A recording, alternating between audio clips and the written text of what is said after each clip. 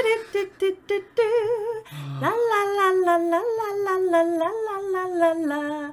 Welcome to the Podcorn. I don't know why you're so jolly after watching that film last night. I am actually my God. making Sammy cringe with embarrassment. Welcome to the Podcorn, where we talk about movies. Movies. What we got on this week, as if anyone could guess. So we're talking about Snow White, the new one, and Blue Velvet. So we really have a tale of two very different types of films, you know. One of them is very original, and then the other one is just a remake. Yeah. So what are we going to do first? We're going to do Snow White first, I think. Now, I watched the original Snow White a couple days before this new one, just to sort of like get to know the original, basically. Which is apparently not the thing to do. Really? Well, because it's never ever going to be as obviously. Good as the original. But I wanted to watch the original anyway. Yeah. And it was just a really lovely film, you know. It was very small and sort of like not much happened in it, but it was quite lovely, and there are some good songs. I've never seen it before, I don't think. Wow. What were your parents doing? I know. Sorry, I am your parent. Oh my God. No, how come I never got you to watch that before? You probably did, but I reckon it was just really boring. Because not a lot happens, and it is really dated. Yeah, It is from like the 30s, but it's so impressive, like the animation, and just it was stunning. Yeah, I'll be fair. You were a proper boy when you were younger, and you kind of didn't want to watch many films like that. Except for Barbie's Dreamhouse. Except for the Barbie Dreamhouse and the Barbie Perfect Christmas, which are phenomenal. Masterpiece. You know what? Next podcast, Christmas. Let's talk about those films. I just want to say to anybody that's looking for a real feel-good film, Barbie's A Perfect Christmas is amazing. And do you want to know what makes that film? Because this is a good lead up to Snow White. The songs. Yeah. The actual score to Barbie's A Perfect Christmas is so catchy, and you goddamn know it is. I love it. I can still have it just playing in my head every now and then. Anyway. This will be a perfect Christmas. This will be a perfect Christmas. But speaking of songs that are good, we can't really talk about Snow White in that regard, because all the new songs that they added into the remake of Snow White are awful. Yeah. Now, do we even need to give a synopsis of Snow White? I don't know where to start with. I feel like most people know. So there's a queen. She's evil, and when Snow White becomes more fair than her, basically fitter than her.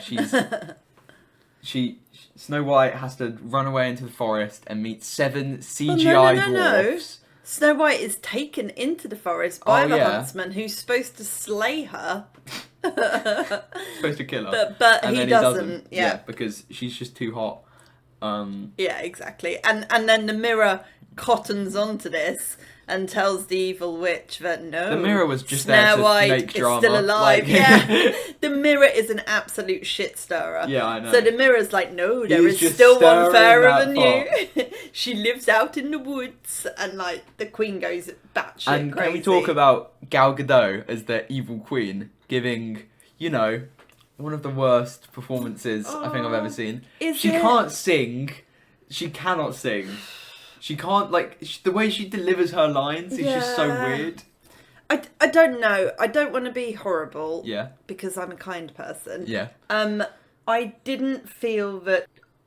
She wasn't I didn't evil buy. enough. Yeah, I didn't buy her role. Weird I and didn't. Goofy. Yeah, she wasn't scary or threatening at any point in the film. No, and I mean the biggest problem for me, and you've already hit the nail on the head, probably a bit too early in the podcast, but with the score. Yeah, the songs just weren't there. Other than the original songs, so we had Whistle While You Work, Hi Ho. Hi Ho. You they're good songs. They're from the original. Yeah. But actually, you need other songs. So if we look back to Beauty and the Beast for live action with Hermione Granger, Emma Watson, that was actually a really good film, and it brought some of the original songs in, but it also had some really brilliant new songs. So Evermore is an absolute classic of a tune, along with the one that Kevin, whatever his name, sings when he's tinkering with the clock, you know. How many That's a brilliant song. So it had some really great tunes to pull it along. Last night, Sam, had nothing. I was sitting there like an eager beaver, because I know you wanted to hate it from the outset. Yeah. But I didn't want to hate it. I was like, okay, I know it's going to be bad, but I've seen the original, and the original's really lovely. Yeah, and but if it within has the first that 5 same minutes... magic as the original, then maybe it could be alright. Yeah. But no, it's just... But within the first 5 minutes, you were looking at your phone and yawning a bit, and your younger brother announced that it would have been way better if Emma Watson had got the lead role of Snow White. So I knew I was in a room filled with people that weren't game on for the film. I wasn't on my phone the whole time. I just like occasionally looked at my phone for some of the musical numbers, you know. The musical numbers were really bad. disappointing. There's no denying though, Snow White, what's the name of the person that plays her? Rachel Zegler. Rachel Zegler's voice. Her voice is amazing. So I would have really liked her to have a kind of, you know... Good song. Yeah, like, you know, Into the Unknown. You know, something really good and powerful that, like, stayed in my head. But I cannot remember any of the songs. Oh, actually, I did write down some lines from the younger person that played the young Snow White. All I see is water, a mother, father, daughter. Oh my god. We all just burst out laughing. Yeah, we were like, seriously? lyrics, these are lyrics. Come on. It was just so bad, like, genuinely. It felt like they were just talking. Do you want to know what it felt like? What? Do you remember when we went to see Back to the Future, the musical? Yep. And it just felt like they hadn't really put much time into making up the songs. They basically just got the script and gone, oh, I know, just read the script, but do it in a musical kind of way. Like, you know, we're gonna go back to the future and have some fun. Yeah, 1980, whatever. That's what it was like. Yeah. And we were really disappointed with that musical. And let's talk about something else that was disappointing. The dwarfs. Oh, yeah. In the original, there are so many just funny, like, gags with the dwarfs. Dwarfy and, like, the moments. visual comedy. And it's really good and it's funny. And it genuinely made me chuckle a few times watching the original. Oh, but this new one, there's nothing. And they just look unsettling. They look It's AI uncanny generated. valley. Like, genuinely, it is horrifying the way they look. Yeah, I've got to say, again, it wasn't just the dwarfs. It was kind of everything felt out of place. So the little animals, like the squirrels, felt really... It was just, everything was CGI. Weird. The whole set backing. I don't know what. There was just something not right about it. Yeah. And also, the thing about this, right, is it's not a one-to-one remake of the original Snow White. Like, they add a lot more to the story. Yeah. Like, didn't we know it sitting there for 2 hours? I know, it was so long.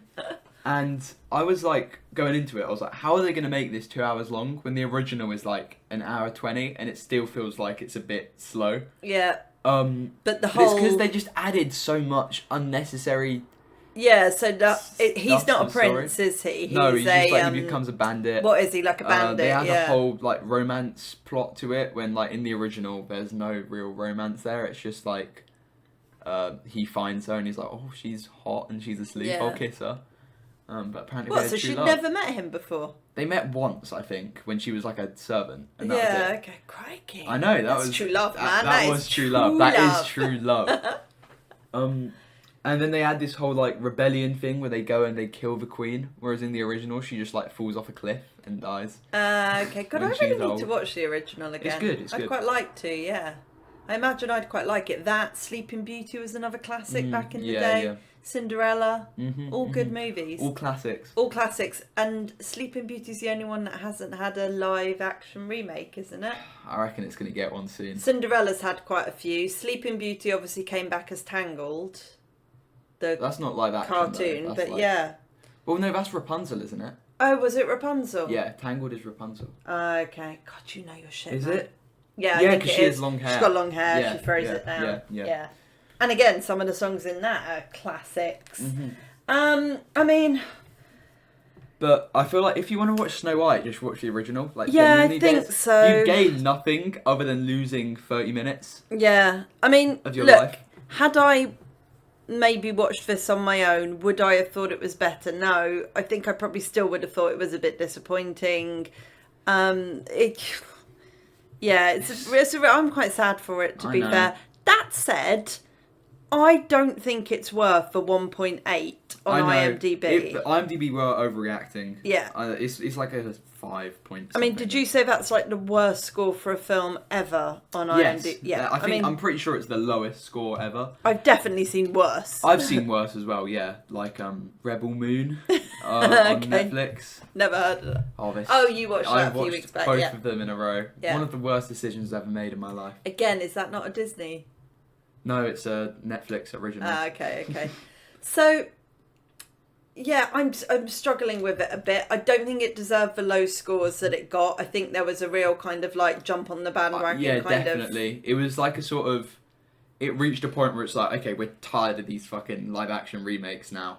But it's just also like soulless. Like there's genuinely not a single like emotion that I felt watching this film. Oh my god, I didn't cry. I know. You didn't quite. You cried at Red 1, but you didn't cry at Snow White. Stop telling everyone I cried at Red 1. Jesus, at least put out an emotional film that I cried at. Like, but I do cry a lot, and actually, I didn't cry. If anything, like scrap IMDb. What's the other thing? The Metascore. Is that what it's called? Scrap all of that. Do the Stella cryometer. If I did not cry, that film has Disney no film meaning as well. I know. Yeah. Shocking. Shocker. Let's do our final scores then, I think. Kind of. You know what? It has just brought back a really lovely memory, though, of being on the... it's like a runaway train at Disney World. Dwarf's Mine Train, yeah. You know what? I'm going to bump it up a score for that. Yeah, I'm going to give it an extra half a point. Well, before I give my score, can I just talk a bit more about the dwarfs? Yeah. Wait, hold on. Do you want to do a ranking of the dwarfs right now? Oh, yeah. Go on, then. All right. I don't know them as well as you. You're kind of like... let's get a list of them right now. So my least favourite one is Dopey. By far. I hate him so much. I mean, is he a man or a kid? I'm a bit confused. Why does he have a voice? He has a voice in this. Yeah. He starts speaking.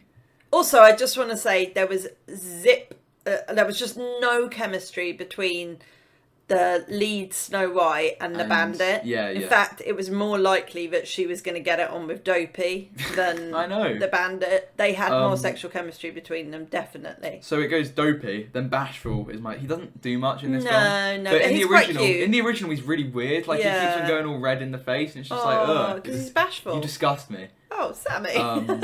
And then I think that my fifth favourite dwarf would probably be Grumpy. Oh, I love Grumpy. He's just a little shitter, you know? He's not my favourite. No, but you know what? Grumpy is kind of like, he makes some valid points. Yeah, he does. And he's the one crying like a little bitch at the end. Yeah, I just don't care for him. Fourth is Sneezy. He's disgusting. Yeah, that's gross, isn't it? It's like hay fever. Third is Happy, I think. Yeah. He's a big jolly fellow. Yeah. My first was originally Doc, because in the original he's so cold. But in this, he sort of fell off and he became a bit of a nerd. Like, he kept on going like, actually, it's... And I was just like, no, mate. And then number one is Sleepy. He just didn't want to be there. And he's your favourite. That's the same with me. That's how I felt throughout the film. Sleepy. Yeah, I mean, I think it's a real shame that they CGI'd or did whatever they did with the dwarves. And when they cast an actual dwarf as the crossbow master, or whatever. Yeah, which seemed odd. When he came on, we were like, hang on a second, why didn't they just cast real? It doesn't make any sense. Yeah, it's such a shame. And bizarre. There was also a lot of the issues around it, wasn't there? With did Rachel Zegler like put her foot in it or something and do something? No, Rachel Zegler said that she didn't like Donald Trump. Oh, okay. And why would that slam the film so desperately? Because all like the people that voted Trump were like, oh, I'm not going to see this film. Okay, sorry, I was under the impression that no one liked Donald Trump. Yeah, no, quite a lot. He won the election, so I feel like quite a few people might like him. Gosh. Keep our opinions to ourselves. Yeah. So she didn't actually do anything It was Peter Dinklage, I think, made like a tweet or something saying like, the original Snow White was so disrespectful to dwarfs or something. Oh, okay. I don't know. Oh. Yeah, I'd give it a 3 out of 10. Yeah, I think I gave it 5, maybe a 6. What did I give it on Letterboxd? You gave it a 5. Yeah, I gave it a 5. I was disappointed. That said, I did message my sister straight after saying she should watch it because Why? Why would you put her through that? Because I think she'll like it, because it's quite watchable. From a girl point of view... Watch the original, though. Like, there's no... You get nothing from watching the new one. Yeah, watch the original. Or there's loads of other films on Disney I choose to watch over this, like Cheaper by the Dozen, which I've got an absolute passion spot for. I just love Steve Martin. But, yeah, I mean, it's... I'm sad. I think everyone can tell I'm really sad about this one. You know? Well, you wanted to like it, but I wanted to be like singing the songs, you know, and hi ho, do do, hi ho, hi ho. I just, you know, I wanted to feel it. I wanted to be singing the songs, but yeah, it didn't happen. So that's Snow White, really. Yeah. And speaking of something sad, biggest flop ever. I'm very sad that you didn't enjoy Blue Velvet. Yeah. Okay. Which was... So shifting on to the next film, Sammy got us to watch one of his favourite films, Blue Velvet. Yeah. I don't know what I was thinking, honestly, when I decided that I wanted to watch this with my mum and dad. Did you think that we'd like it? I thought that Dad and you were going to both really enjoy it. And I mean, yeah, I guess for me... It's not that weird, because I've seen lots of other stuff from David Lynch, and I'm like, oh yeah, it's just the classic David Lynch film, you know? It's got mystery, it's sort of a bit surreal and strange and weird. And now I realise that watching it for the first time, with absolutely no realisation that it would go to those places, would be pretty unsettling and, like, shocking. Yeah, I mean, I've seen worse. I've seen more shocking. I mean, you are a massive David Lynch fan, aren't you? Yeah. You've watched every single one of his films.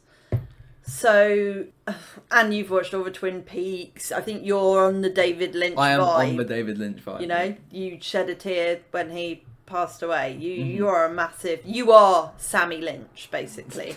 Yeah. You're also a huge Laura Dern fan, which helps. I love Kyle. You love Kyle. The film opened up and I was like, I am going to love this film. It had American Beauty vibes. You know, the kind of like suburban lifestyle. And I knew it wasn't going to be all it cracked up to be. Because, you know, nothing can be that perfect. Because then you go into like the ground of like the bugs there. And it's sort of like the darkness underneath. So I loved that bit. And I was like, yes, you know, settling in, glass of wine. This is going to be great. And then it just sort of moved along. And we'll talk about the different people in it in a second, but it kind of moved along. They found an ear, blah, blah, blah. Then, all of a sudden, it got to the scene where Frank Buffet, or whatever his name is. What's his name? Frank Booth. Frank Booth. Buffet's the one out of Friends, sorry.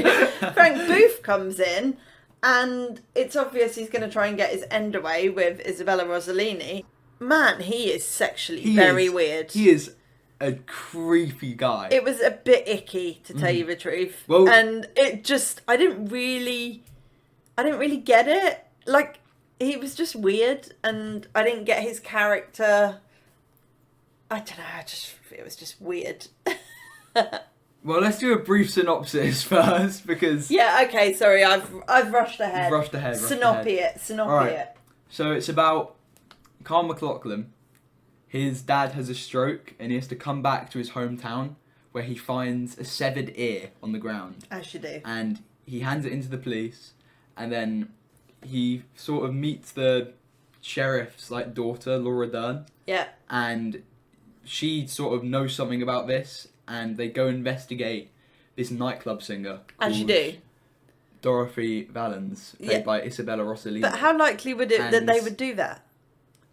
Sorry, I'm disturbing you. Carry on. And they get into this sort of mystery, and shit gets weird, and a bit of a dark underworld, would you say? Yeah, it is. That's what it's all about for me, I think, of a dark underworld sort of. And what do you love about it? I don't know. It's just a really, really good film. Like, you're in the mystery. I feel there's like, it's not really. I wouldn't cut anything out of it, because the atmosphere and the sort of like, it's in its own little world in a way where none of it would make sense if it was in like the real world, but because it's in this sort of like strange suburban life, everything just sort of like feels right, you know? And like the dialogue of like everyone like talking to each other in just this really like chirpy way, and it's paralleled with like this dark underworld with like Frank Booth and just all this evil happening and no one else realises it. Yeah, I get that. I mean, I did think Laura Dern was very good in it, and I think she really portrayed that kind of like light, innocence really well, of life. Yeah, I thought Carl McLachlan was a twat. Sorry to use that word. I thought he was a bit the odd. Earring. Yeah, the earring. I mean, it annoyed me so much, and I know I shouldn't be earringist, but it was just so out of place. Not good. It's not and good. It's not a good look.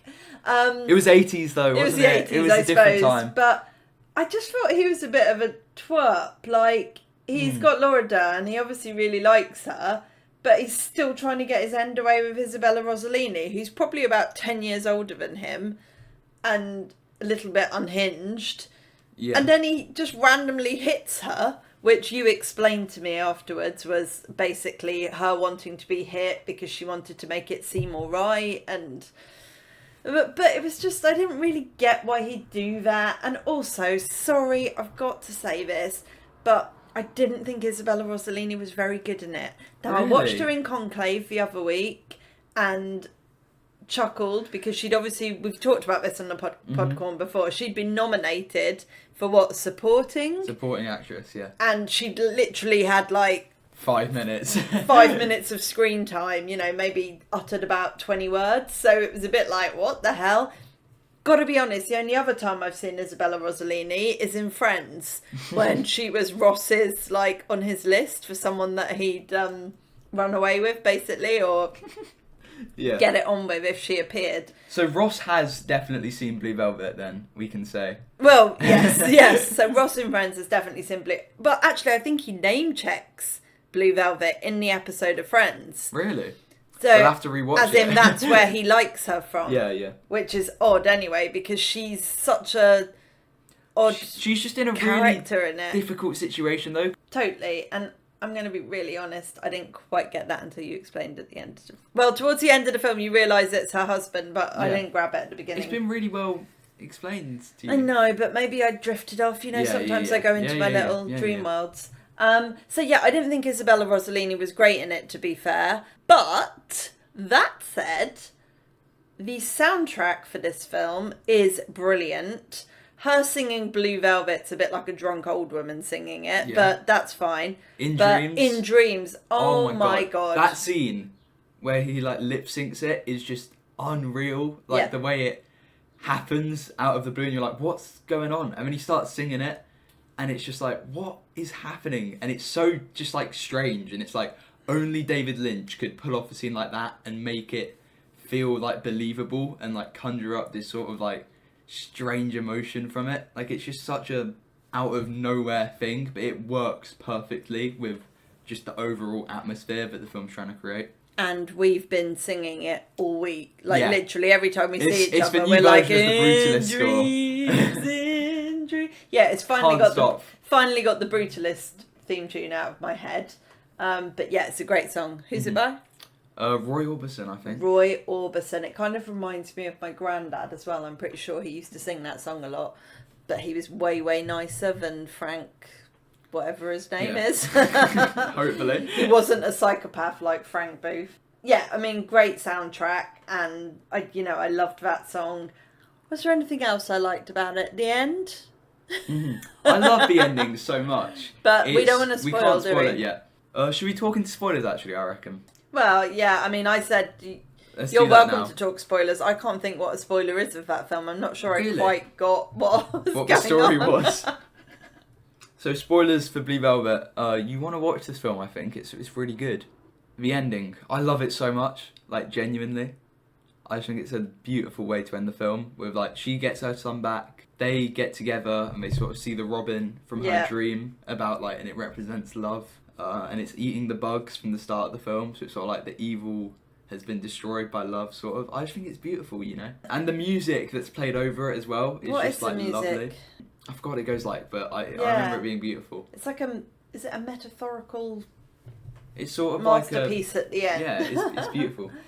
For you, obviously the ending meant a lot more because you followed the whole story. You're passionate about everything that was happening in the film. For me, I thought the ending was pleasant. I got the ending. kind of got the whole American dream or whatever it is type thing. So yeah. And I love the way that at the start of the film, when he first finds the severed ear, the camera sort of like pushes into it and like enters the ear. And then at the end, it comes out of Carl McLaughlin's ear, like the camera. So it's sort of like, it's going inside of his head into this like strange dreamscape. And then it comes out at the end and everything sort of returns back to being normal. I think it's a really good film. And it's one that I can't stop thinking about, even though it's like incredibly sort of strange and unnerving. I always want to like rewatch it, because out of all the Lynch films I watched, it's the one that I wanted to rewatch the most. Is it your favourite Lynch film? No, it's not my favourite. Okay. What's your favourite again? Lost Highway. And then my second favourite is Mulholland Drive. So this is my third favourite. Okay. But I keep on coming back to it because of that. Just, I don't know, there's something about it which is really, really thought-provoking and... Oh my God, if you ever do like a degree in like film or anything, you should have this as your film that you write an essay on. I can see now you exploring the deep, unnerving nature of it. I don't know. It's just really good. And just seeing that sort of side of the world, it's really interesting, I think. Anything else to say from you? Not much more from me, unless you've got anything to add. No, I just think that it's a really, really great film. It's not meant to make you sort of feel comfortable, I don't think. It's meant to show you, like, a side of the world that's really quite unsettling to see, you know. Yeah, but then, you know, so's Casino. Yeah. But that gripped me more. I guess it's just like either you click with the style that it's going for or not. This is very much like the classic David Lynch film, where it has all of, like, the stuff that's in most of his films with the sort of like surrealist sort of dream logic in a way. Yeah, it felt quite dated to me. Yeah, I can definitely get that. Like, just the dialogue especially. He's a very specific way of writing dialogue. Twin Peaks is like that. Okay. And I've not seen Twin Peaks. It can seem dated, but I don't know, to me it's just like charming, I think. Yeah. You're an old soul, Sammy. Mm-hmm. You're an old soul. So, I gave Blue Velvet 3.5 out of 5 on Letterboxd, so that takes it up to a 7 out of 10. Yeah. What do you give this movie? I'd give it like a 9. But wow. I don't know. I think I might have given an extra... When I first watched it, I gave it an 8 because I was really like, oh my God, that's just crazy. I really enjoyed it, but at the same time, I was like, it was shocking, you know, but when you rewatch it, you know what's going to happen, and I gave it a 9 this time because I paid a lot more attention to the stuff that's not that dark, because I felt like when you first watched it, you're like, oh my God, I can't believe that just happened, you know, and you're so focused on that, but you miss out on like Laura Dern's car monologue where she's talking about her dream, and just all of like the beauty that's happening in it. And at the end, I was like, it's just a bit too clean cut for me. But now in this, when I rewatched it, I finally was like, oh my God, no, it's all beautiful and it's just lovely. Yeah. 9 out of 10. I love it. It's a lovely 9 film. out of 10. It's a lovely film. I think I might have given it an extra half point just because I love you. Oh. I know, yes. So what, you'd actually give it a 3? Maybe. I'm not sure. I'm not sure. I'd like to say that I need to watch it again, but... I really don't want to watch it again. I just don't... No, not in a horror, but I just don't have a kind of comeback for it. I'm like, yeah, done that, great. Okay, what else have you been doing this week? Revising. Amidst watching the films. Anything else? We didn't get a chance to go to the cinema, did we? No, very sad. Next week, we are going to be going to the cinema, I think, to watch 28 Years Later. So next week, we're going to talk about all 3 of the 28 Days Later films. So 28 days, 28 weeks, and 28 years. Oh, good God. What a busy week we're going to have. Well, we've already seen the first one. Yep, so that's spanning like, 20-odd years of filmmaking. Yeah. Did Danny Boyle direct them all? I don't know if he did the second one or not, but I know he's done the new one. Yeah, okay, interesting. I mean... Yeah, we won't talk in detail about it now, but I did enjoy the first one last night. It was good. Was it last night we watched it? It was last Along night. with Snow White? Yeah. We had like a double bill of films. Yeah. Very famous double bill. Okay, so that's next week. We wish you all a very, very happy week ahead of you, because the weather looks stonking. So, yeah. Great weather. See you later. See you later. Bye. Bye.